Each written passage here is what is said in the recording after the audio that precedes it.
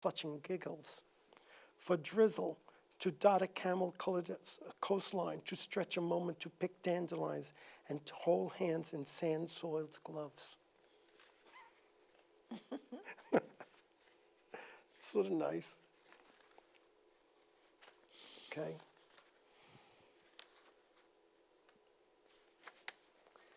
Daylight greets me as I leave the office. My stride is quick. Gloves and boots no longer bind me. My open coat and face catch a quick breeze. My eyes have time to turn towards shop windows, towards shoppers, marquees, and blossoming trees. My path is finally without winter. I am pleased. I have a friend who says, I'm just waiting for the warm breeze on the back of my neck. Now this poem, next poem, is based on a true story. Okay. You know, because yesterday I saw a bosom wrapped in bandlan bouncing down the street. I don't think we'll see snow for a while. The warm sun dried the pavement beneath the baby carriages, which appeared in abundance. The shelves of mothballs on the corner drugstore were beginning to grow empty, and men gathered on street corners at lunchtime to watch the procession of pretty young coatless working girls. Old ladies were removing gloves, some even their woolen scarves. In the parks, benches were dusted by the seats of cotton coats. Swings were oiled and wading pools cleaned. Bikes were pulled out of cellars. Fig trees in backyards uncovered, awnings washed down and screen doors attached. Yesterday I saw a bosom bouncing down the street. Today I wrote a poem about spring. I don't think we'll see snow for a while. I like that one. Yeah. And you want me to? Yeah. Stop. Listen to the trees, the sheep, the birds, and the brides-to-bees. Listen to the blossoms, the pollen taking flight, and to the March breezes carrying it with might. Listen to the surging surf, the shoreline that it pounds, and to the rain slapping soil so that it too rebounds. Listen to our spinning orb gliding on its path, and to old astrologers playing havoc with its math.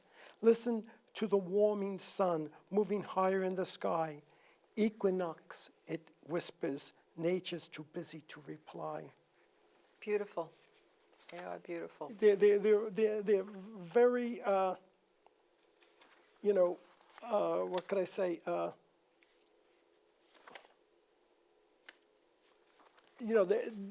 I just see it so differently all the time, and I've been loving it all my life.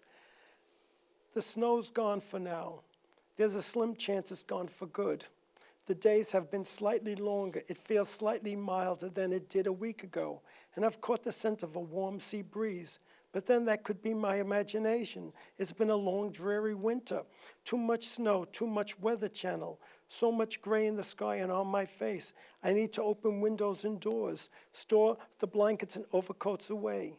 Carry spare logs back out into the log pile and stand out there in the open air. I need green, budding plants and short pants. Where the hell is spring? Is spring your favorite? Yes. Your favorite season? It is. It has a background for me my whole life. Because I have dyslexia and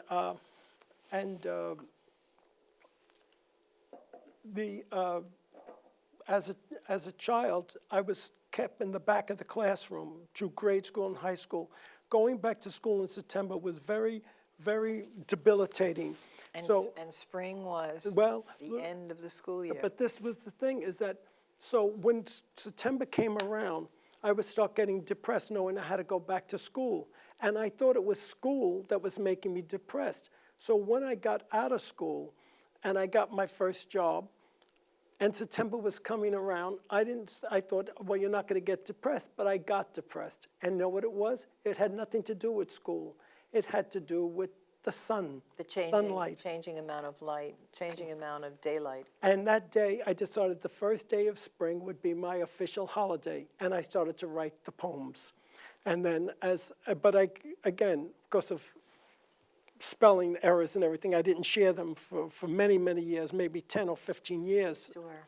And then finally, All that's so easy to fix now, isn't it? Yes, it's easy to fix. It's easy to also to have the courage to show somebody them and say, could you read this and correct it?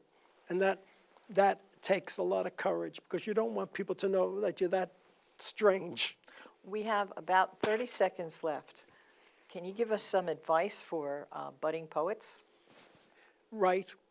I have poets right now in London and in New York and in California that I tutor for nothing because I know how difficult it was for me to write everything down, save your paper, save your scrap papers, the things you cross out, everything, because you never know when you're going to revisit it. If you can't finish it today, maybe it's a smart idea to put it away and then come back to it because you have the thing. That's great advice. Thank you so much. Thank you for having me.